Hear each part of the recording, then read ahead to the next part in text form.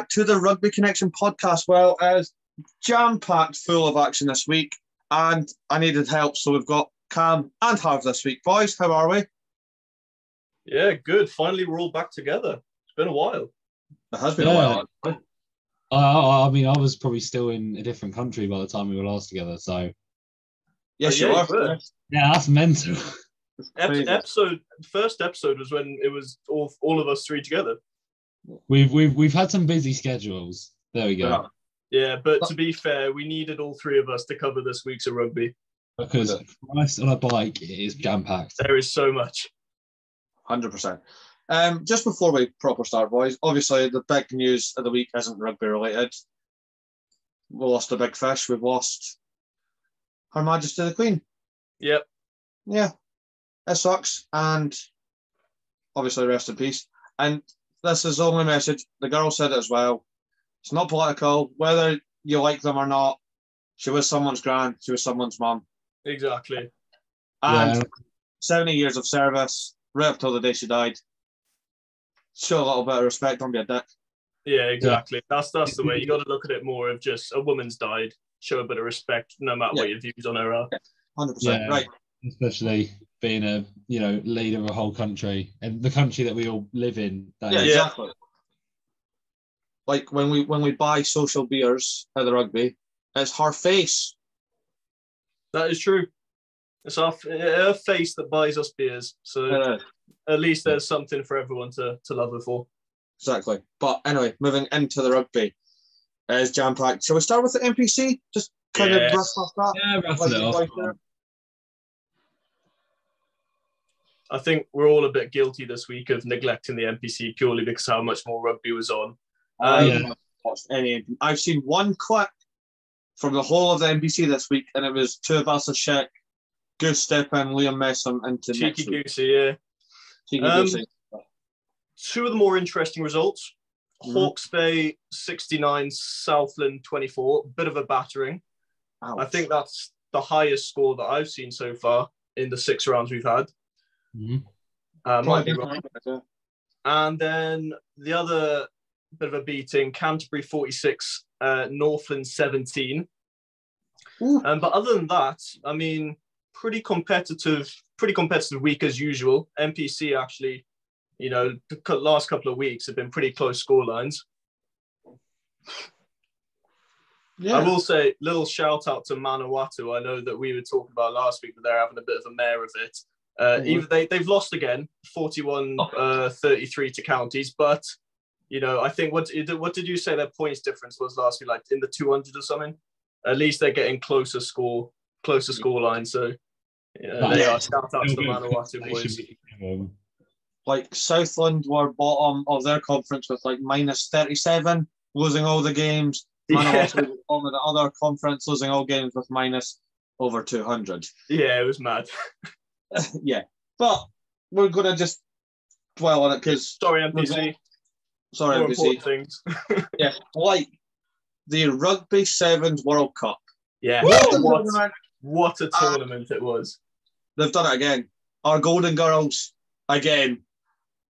Maddie and Tegan Levi. Aussies. Commonwealth winners. Now they're World Cup winners. Unreal.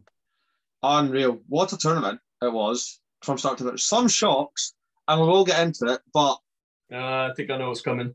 You have to know what's coming because you're the host country. Yep. Bloody Blitzbocker bombed out very early on Saturday on day 2. You kept the crowd waiting all day, 12 hours of action. Blitzbocker was the last game, and that's it, done. And then we lost to Argentina today. Hey, vamos los Pumas! It always works. No, I will say very, very, very disappointing from the Blitz box. Full of mistakes. But I will say to the boys who ended up getting I'd say a shock bronze medal. Ireland, very well deserved. Can I just say I did say that they would go far. I did say it. I had full belief in them. I remember watching them. They were kind of my team to watch in the 7th circuit only because Sean was so persistent about watching. He was into it, yeah. Oh yeah, no, he was. So I had a bit of a focus on Ireland, and It's kind of incredible to think that about 3-4 years ago, I'm going to say 4, they weren't even on the circuit at all. Yeah, and now they played that qualifier against Hong Kong to make it on the circuit, and this year in Paris they came second to the All Blacks, and now they're third at the World Cup, which is it's a very meteoric rise. I mean, to be fair, they have some incredible talent. Andrew Conroy, what a boy! Honestly, two tries from him in that game. 2 tries against the Boca. 2 tries against the Boca in the quarterfinal. Absolutely on fire. Like, just wheels on that lad. Absolute wheels. And Harry McNulty. What a boy. Yep. Love it. It was a proper underdog story. Everyone kind of, like, you seen the bracket and everyone kind of just ignored Ireland. Yeah. For whatever reason. And they showed up big time. So well done. And I'm looking forward to it. But I got my prediction right as well. I did say that the World Series champions Australia won't get a medal. They didn't. Finished 4th. Yeah, Fiji, kings of the sevens, once again. It was going to happen. They had a chip off their shoulder from the Commonwealth Games, and oh my God. I'd say maybe it was kind of a bit of not revenge, but it was definitely they had a point to prove after they bottled the series. Yeah. At LA, so I think they had a lot to prove. Knowing that we all know that Fiji is basically king of sevens. Like, I think common knowledge at this point. But my God, they did not disappoint whatsoever. Someone who disappointed for me, USA. Oh, they bombed out hard. I said last week they were going to be the underdogs. They did nothing. They came 11th place. And when you finish below England, that's bad, right? Bad. That is very bad. I can't say anything because Scotland at 7 was Christ. Scotland came 16th. Oof. Which it just shows where the future of sevens is in the home nation's hands, apart from we'll put Ireland in the British and Irish Lions bracket. Yeah. But if we're talking about the GB team for next year, we're dead. It's a weird time for sevens, especially for the home nations, because it's GB sevens next year. I found that strange at the start of the year. I was happy when we all got our own nations back, and not that I didn't hate the GB sevens. It's just that it didn't feel natural. Yeah, it felt forced to the COVID, and now it just feels like, oh, we don't have money. Yeah, it's a shame because I think there's a lot to come from sevens, but from an English perspective, it wasn't really paying off. Like the program was invested into, and realistically, there's not much getting out of it apart from maybe the ladies. Yeah, that's fair. The men's hasn't won a tournament in over about 5 years, so there you go. Basically, strange, isn't it? I mean, even Scotland. I know we've never been historically good at sevens, but we used to turn up we were like back-to-back London sevens champions. We were first Scottish side to beat the All Blacks. I don't know if it counts or not because it was sevens. They did put a big thing out ages ago that they were not. I don't think that counts, but anyway. And then beat South Africa and the Toulouse sevens, and then just bomb out of the World Cup. I think at this point everyone's really beating the Blitz box. Yeah, yous are easy to beat this year. I don't know what's right, that's nice. Sorry. But final standings with the women. So in third place was France. They came out of absolutely nowhere. The last minute winner against Fijiana. Mwah, beautiful. You will remember it for a lifetime. In second place was the Black Ferns. And as we mentioned, first place, Golden Girls. All the sevens. How heartbreaking would you be, though, if you're a Black Fern? What a final. How 2 points in it. I mean, the clock essentially went red, for those that weren't watching. About 3 minutes into stoppage time, as we call it. Red time. Black Ferns get a try. They convert it, we get golden point, and it just kind of just comes away. Heartbreak. Heartbreaking. Absolute heartbreak for the Black Ferns. But that's what a final should be. This feels like the London Sevens final all over again, like with the men's. Yes. It was the exact same story. Stoppage time, Australia win it in golden point, and it's just unreal. I mean, it's the first time since the women have won it since 2009 in the first one.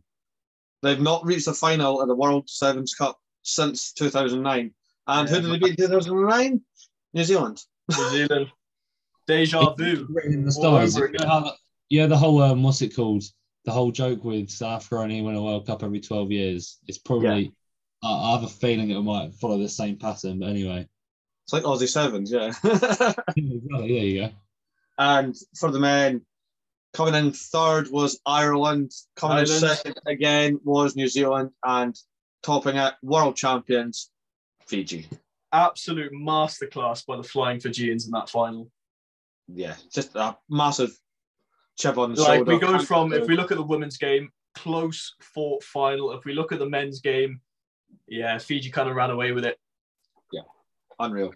Last thing I want to mention about the Sevens is I don't know if it's going to be the 2025 World Sevens or 2026 or maybe even the one after that, but it's meant to be at Melrose. They won the World Sevens at Melrose.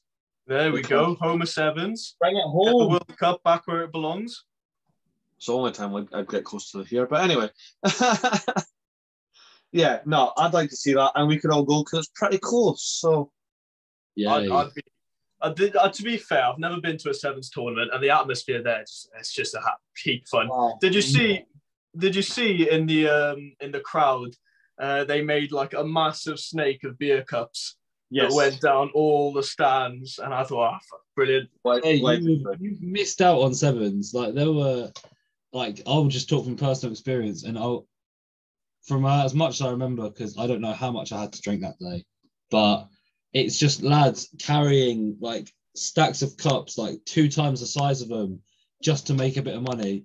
Because you pay an extra quid for the cup, and then you get it back at the end. So.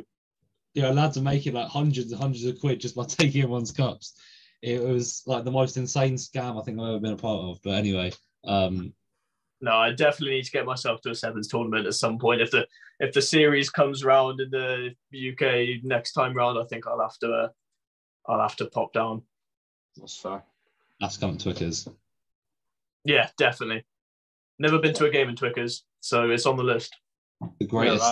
The greatest rugby stadium in the world, but let's move on. It's just not, but we are moving on. I was waiting for that. We are moving on because the Premiership is finally back, and it feels so good. Thank God. Where do we start? A good first round. Solid first round. We're going to start off with the big score. London Irish 45, Worcester 14. Now, everything we've said about Worcester is still very touch and go, but they managed to field a team, and to me, that's a positive. Yeah, exactly. Okay, I think the current state of Worcester is the fact that I know some players want to commit to Worcester. Seeing as that's a team that they've kind of devoted themselves to over the last few years. And I saw a statement from Ollie Lawrence basically saying that, we've built something here and we're not going to let it crumble. And I think that's kind of the way it should go. It's a sad story when you get into the finer details. They have a new kit that's waiting for them in a no-nil stockhouse, but it was supposed to be released 6 weeks ago, but they can't pay for them. So it is kind of sad. And even just to field a team this week was, again, incredible. When they're playing in last year's kit, they're playing London Irish, who are obviously a very up-and-coming team. I've got them, ranked very highly in my predictions down on my phone. it's a bit of a shame when you've got a team like that first, an up-and-coming Irish team. But listen, I think just going out there, putting down the scores, I think that should make them proud. Yeah, 100%. I mean, it can't be an easy environment for the players themselves to even put themselves on that pitch. And I mean, they still ran in 2 tries. You know, they gave their fans something to shout about. But yeah, 100% fair play to the players and fair play to them being able to show up and, you know, play a game at the end of the day. 100%. I mean, that has just, I didn't know that about the kit, Harv, and that's kind of made me a bit sad. So hopefully, even just for selfish reasons, so we can maybe get a new top. Let's see it. There we go. I mean, if they're not going to get used, just give them out. I don't know. Selfish reasons. We're going to go down to Ashton Gate now, though. Bristol Bears versus Bath. 31-29. There's one man in particular I want to talk about. Baby Rhino himself. Ellis Gedge. What a player. Oh, what a time. How do you run in a man that size? 2 tries like that. Like, also, how do you expect a man that size to have pace like that? My God. He is incredible. He's inevitable. He's incredible. He's everything you could put together. This game is a bit of a shame. It's a bit of a shame because obviously it was scheduled for the Friday night. It was scheduled to be a Friday night opener. Obviously, due to circumstances, they had to postpone it to the next day, and they couldn't get a TV deal on. Yeah, it was weird. It was on PR Live. No, they couldn't even get it on PRTV. Like, it was. Oh, was it not? No. The highlight. I had looked at the highlights, and just because, like you just said, the angles are horrific. And that's what I'm saying. They couldn't get a proper camera crew around there. So I know that Bristol and Bath both formally apologised to their fans, saying, I'm really sorry if you can't make it down on Saturday. Listen, to play an opening game, a West Country derby, we love to see it. 31-29 is an incredibly close game. And Pierre Francis, who missed a drop goal in the last minute. Heartbreaking stuff. What a shame. It is the week of missed kicks. It is. There you go then. It's brutal. But I do want to say something about Bath, because me and you especially last year, Harv, just ripped them. We tore them to shreds. And even though they got beat, totally different Bath side. Very nice to see. And I think at the start of the season, Bath were horrible. Of last season, that is. Yeah, last season, yeah. But towards the end, and they beat Harlequins, and I obviously just thought to myself, how can it get much worse than this? I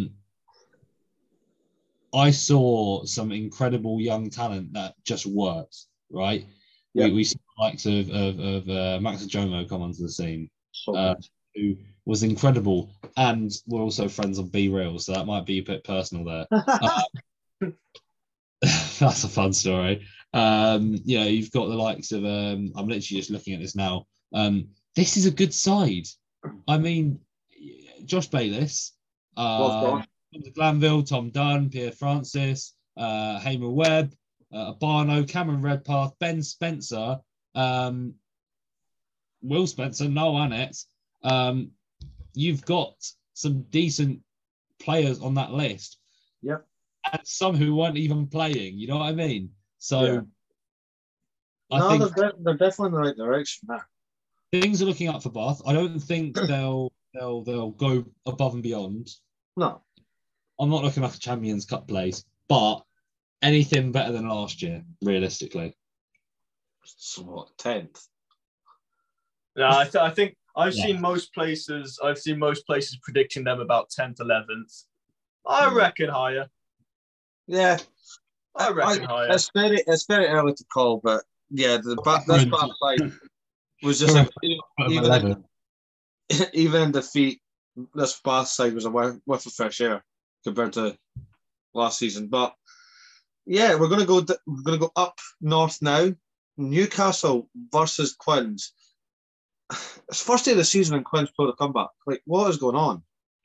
It was scary. Knowing that this side,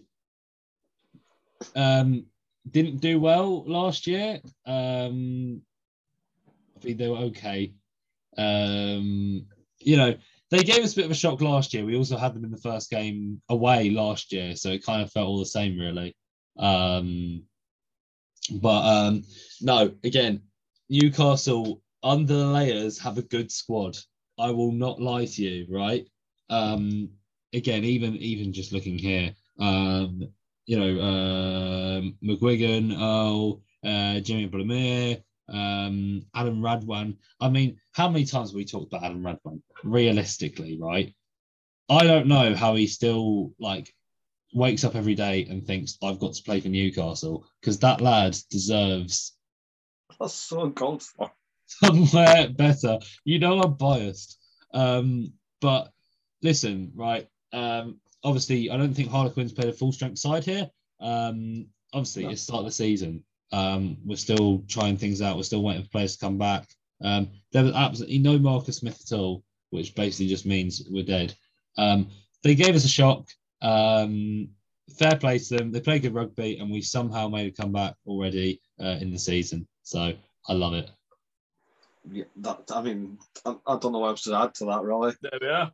You've smashed it.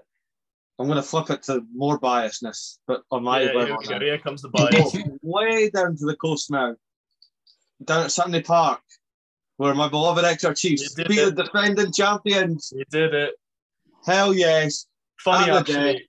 I was in work at the time this was being played, and I was keeping track of it on Flash Score, and a bloke came in, and I didn't realise he was there, and I said, "Oh, sorry, mate, I didn't notice you there." And he said, "By any chance, were you watching the rugby?" And I was like, "Yeah, just keeping track of the scores." And he said, "Is the Chiefs? Have you got the Chiefs Tigers score there?" I was like, "Yeah." I was like, "I think at the time it was 17 points to the Chiefs, 10 to Tigers, or something like that." And he was very happy the Chiefs are doing well, and made me think of you, Murray. Good Chiefs man coming to work. I mean, we were very rocky last season. We lost games we should have won just because as soon as the opposition scored, the heads went down. Oh, that's that. This didn't happen this game. And again, like Harv said with the Quins, this was not the full strength Chiefs side. There was no Hogg, there was no Slade, there was no Sam Simmons.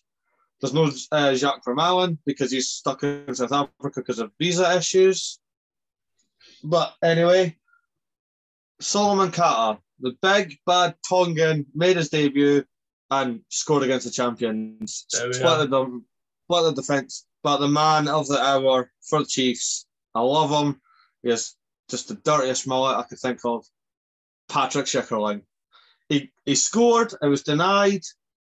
And you could tell that angered him because he just kept pushing, and then clock went red, and he got us the big famous W. Happy days. Well, boy. And the ultimate comeback of the weekend, and I was not expecting it. Gloucester, 21 points down to the Wasps at home to win 27-21. That would have been the most Gloucester thing to then go on and lose. What, to bring it back and then lose by Yes. And I had that in my head because I was keeping track of it all day. They had about 8 minutes left, and I was just thinking to myself, I just think Wasps going to score here. I wasn't even watching the match. I was like, Wasps going to score. Yeah. They didn't. Louis Rees-Zammit. Bit of an end-to-end. Wow. I mean, what a try. I'm not a Louis Rees-Zammit fan, right? I had a lot to say about him last year. I thought last year was very quiet from him, but he started off the season well. I know it's just a game, but that's what you want. You want fresh straight out of the box. If you're fresh straight out of the box, if you can do that, I see no problem with it. You know who actually took the ground running as well, and Cam might be happy with this because it is a South African, even though he was on the losing side for Wasps. Burger Odendaal, the new inside centre, again pretty much went like length to length, and beautiful try. He even shrugged off one of the opposition from Gloucester and just kept going. I was like, welcome to the Premiership, big man. I love it. Just how us South Africans are built differently, see. Says the one with like pencil arms, but yeah, it's fine. Well, fucking hell. Sorry, Cam. Jesus Christ. Anyway, enough with the personal attacks. Well, we love you, really.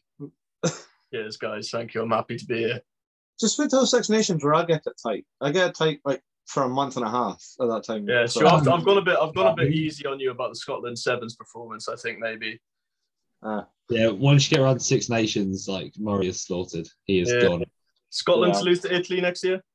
Yes. Well, shut up. Go away. We've got one more Prem game. Sale Sharks against Northampton Saints. Again, it was meant to be Friday night. This one, and then it's got moved to Sunday. And Sales won 29-22. I don't know. It just happened. Like, there wasn't anything special, really. I don't know if there's much we can talk about here. Tomo Flaherty scored on debut. Oh, no! That's literally all I can take from this game. Obviously, it would have been I don't even think George Ford was playing, so it wouldn't have even been his debut. George Ford won't play all season. Like, his ankle is shattered. Oh, yeah. Bit of a shame from Northampton, in my opinion. I had like big things for them coming into this season, but that's ruthless if you're writing them off in one game. I'm not writing them off in one game. I've got big things from Northampton. I think they can shock us this season. There's honestly no reason why not. You know what? I'm going to say it here. Week 1, I think there is a potential shock to win the whole Premiership from Northampton. Well, to be fair, after this week, I mean, you can't really predict anything, can you? No, obviously but being the first round. This is just coming from me because Northampton at the end of last season, they were playing well. They're playing very well. If the form gets carried over, I see no reason why they can't get into the top 4 and then go and win it all. Hopefully that doesn't happen and Quins win it, but that it's a possibility from me anyway. You heard it here first. That's fair enough. I mean, it's a bold claim, and welcome back for that one, Harv. Nice bold claim on your return. Cheers, mate. We have got predictions to do because next week is the start of the URC. I can't wait. I'm so excited. You know what? I think it's the first time I've ever been excited about this league and its former counterparts, Pro 14, Pro 12, everything. Oh yeah, no, since Pro 12, it's like the first time I've ever been excited for it. So we're going to do quick predictions. I don't have to explain why. It's just a nice, easy one this week. Very. Benetton versus Glasgow. Oh, Glasgow. You got Glasgow? I think so. I'd like to give Benetton the benefit of the doubt here, but I do think it'll be Glasgow. I've got Benetton by 7. I'll go Glasgow by 4. If it's going to be tight, it'll be Glasgow's way. I think the Treviso boys will get it done. I'd like to see them get it done, but I see no reason why. I'm just thinking of each team's last games of last season. Benetton smashing Cardiff and Glasgow being smashed by Leinster. Yeah, but it's Leinster. I'm giving it Benetton. I don't care. Leinster is clear of all but about 2 teams in the competition.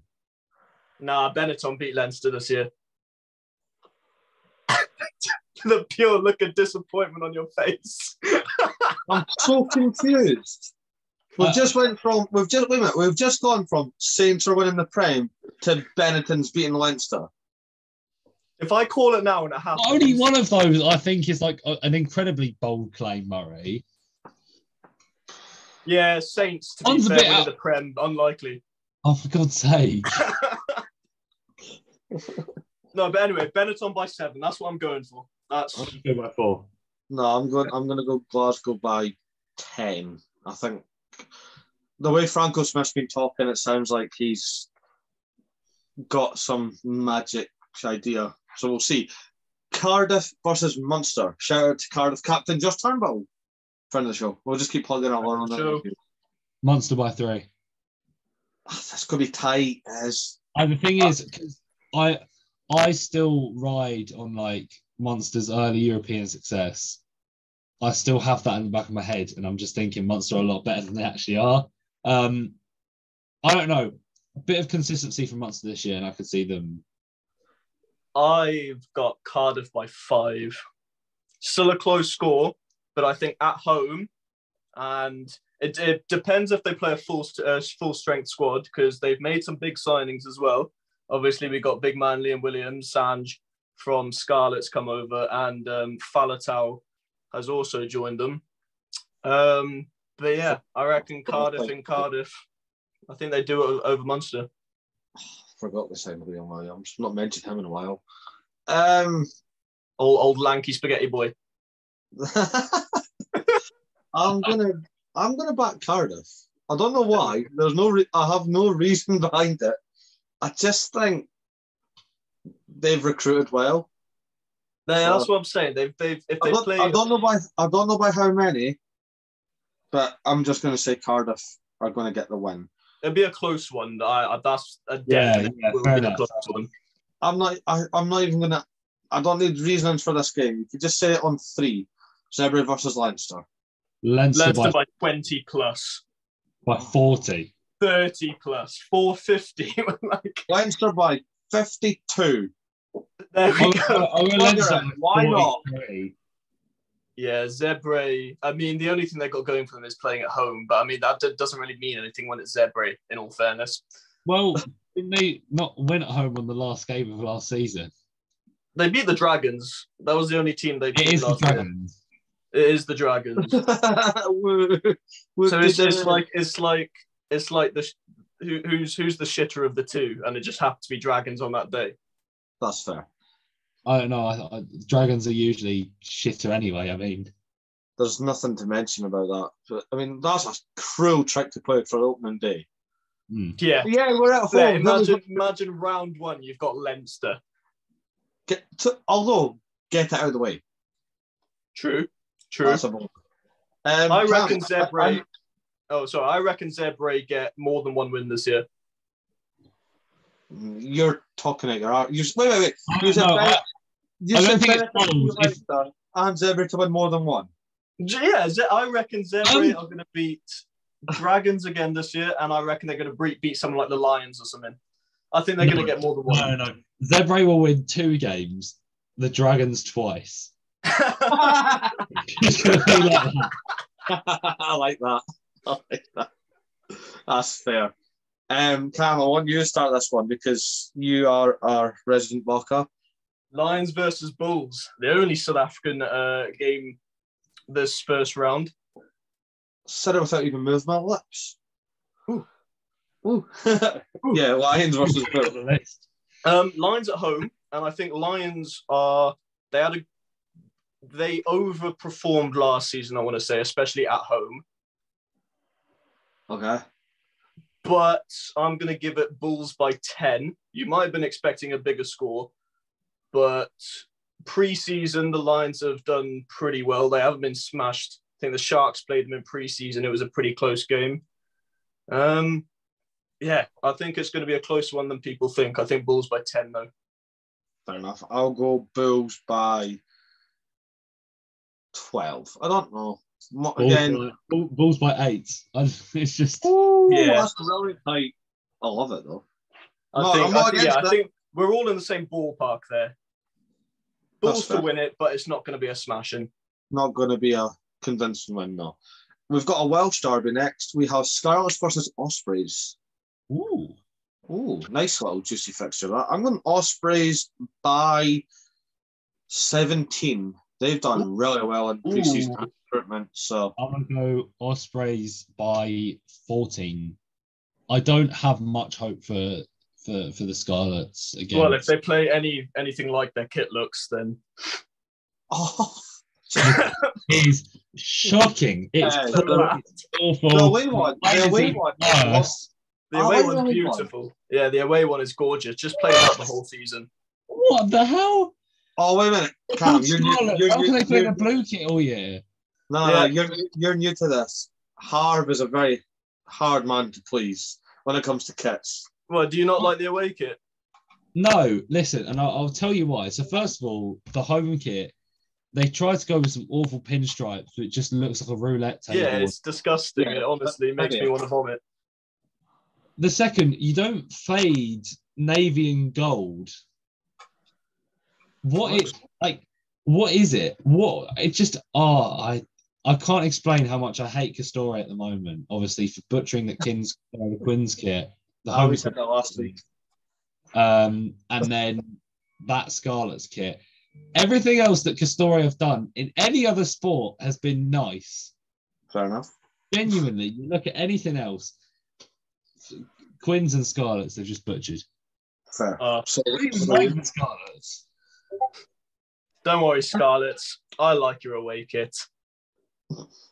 As if they're listening to that. But I still think you're going to lose. I think you're going to lose by 7, unfortunately. Fuck's sake. Okay, yeah, fair enough. We're going to go across the pond now. We have an Irish derby. We have Ulster versus Connacht. Connacht by 40. Connacht by 40. It's going to happen, right? Yes! This is not biased at all, and I'm not thinking back to the 2019 Champions Cup at all. But Connacht, I just feel like they've got something, you know, like they've just got that little bit of pizzazz that Ulster definitely do not have. So do you know what they have got that Ulster done? 2 guests from us. Exactly, absolute units. Plus, I did write a letter to Jack Carty that he hasn't responded to. So, I think it'll be realistically. It'll probably be Ulster, but I just want to say for the sake of it, I'm going to go Connacht by 5. I mean, I'm pretty sure Connacht only beat Zebre by like 2 points last season. Just saying. No, listen, right? Zebre are a beast of a team on their day, so you need to take into consideration. I feel a bit of bias there.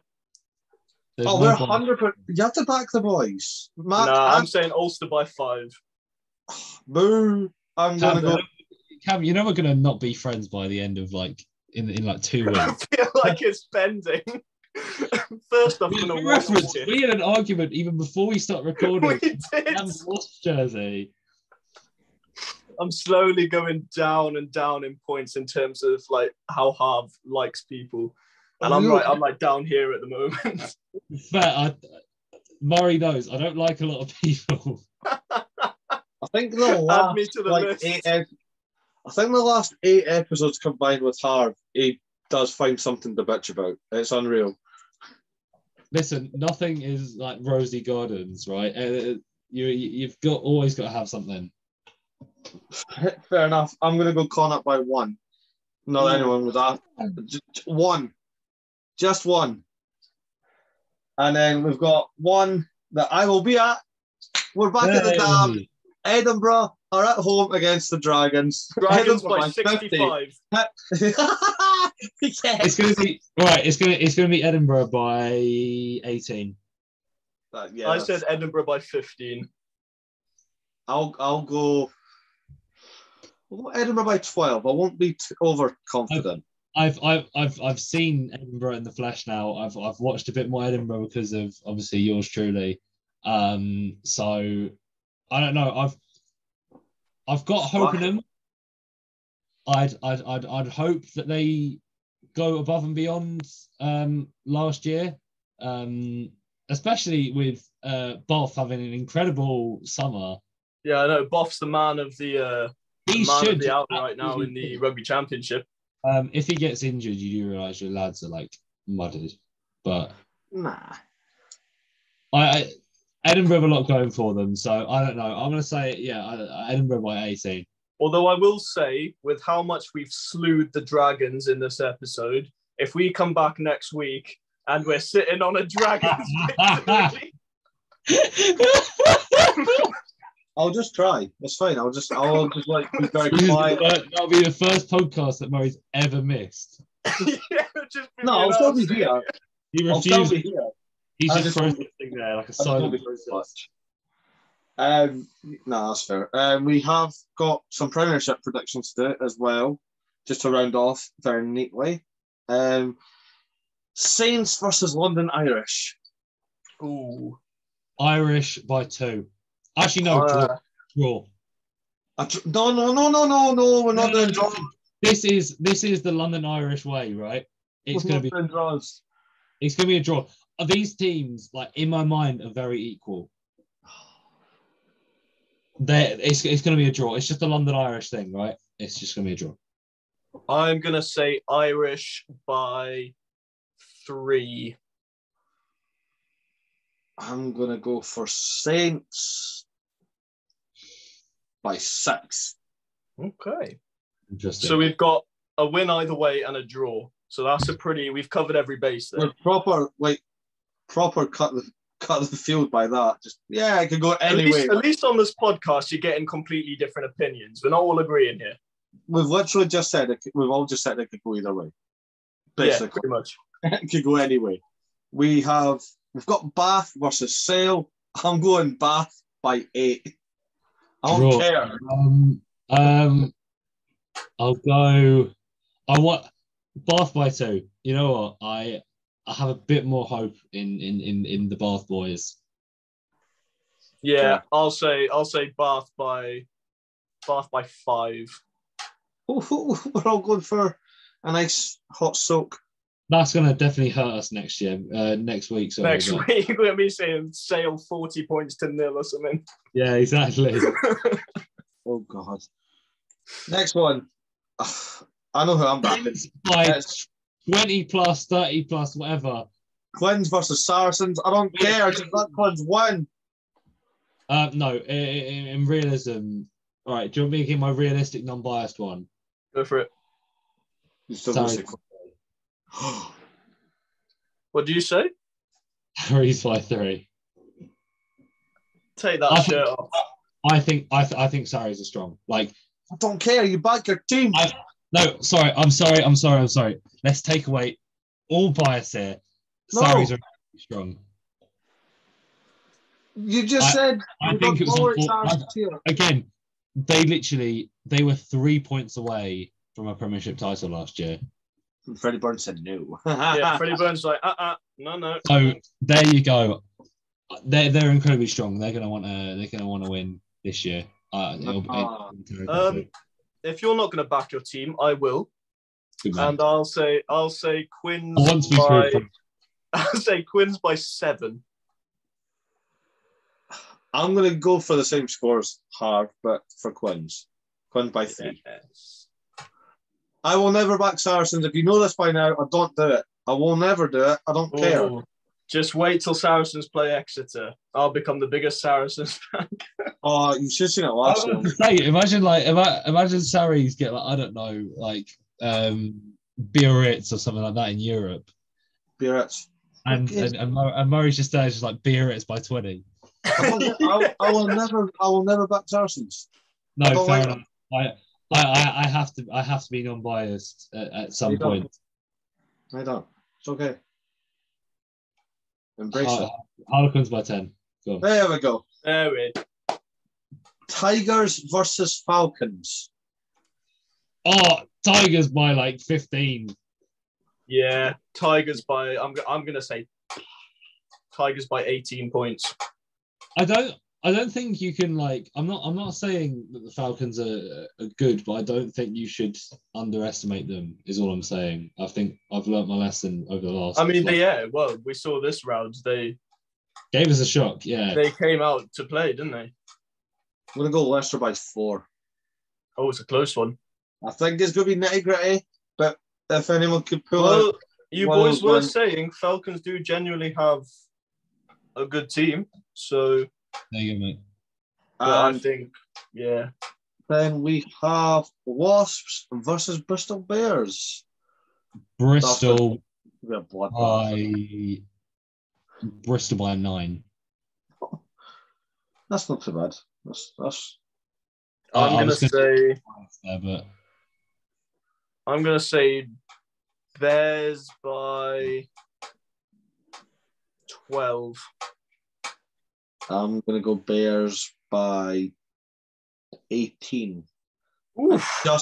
I just think if players get the ball rolling, especially the way Genji and Bradbury and all that linked up. I want to see Ellis Genge have a coast to coast and then also somehow score a drop goal, just to round off his complete player base.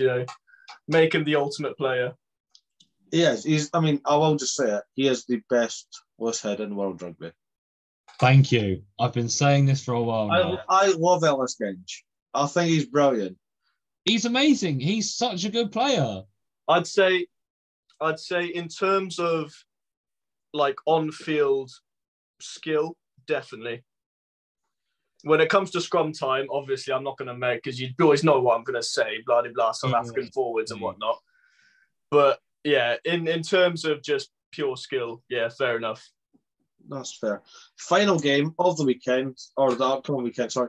Worcester Warriors versus Exeter Chiefs. Worcester by 17. I think it's going to be a really emotional comeback story, and Worcester are going to win. Yeah, they're going to make a movie about it, Murray. And they're going to call the movie From the Depths.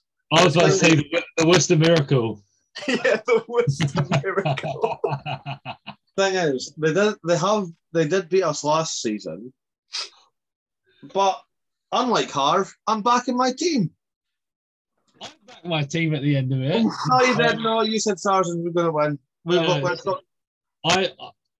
I think Exeter, like last season, I thought they were all figured out.